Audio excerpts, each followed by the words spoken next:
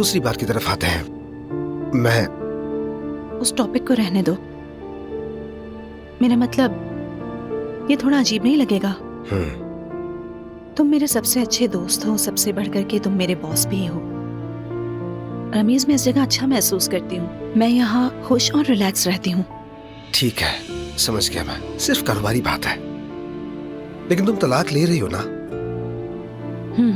बिल्कुल। मैं उससे राब्ते में नहीं हूँ और मेरे बाबा सब कुछ संभालेंगे। तुम बेहतर जानती हो। मेरा मतलब है, बाज़ औक़ात ये मर्द तलाक के अमल में दिलचस्प रवैया दिखा सकते हैं। बिल्कुल नहीं।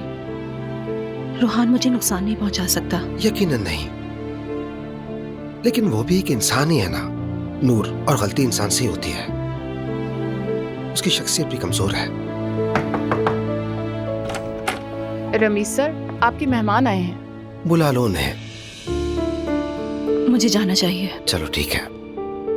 Thanks for everything. जाओ, काम शुरू करो।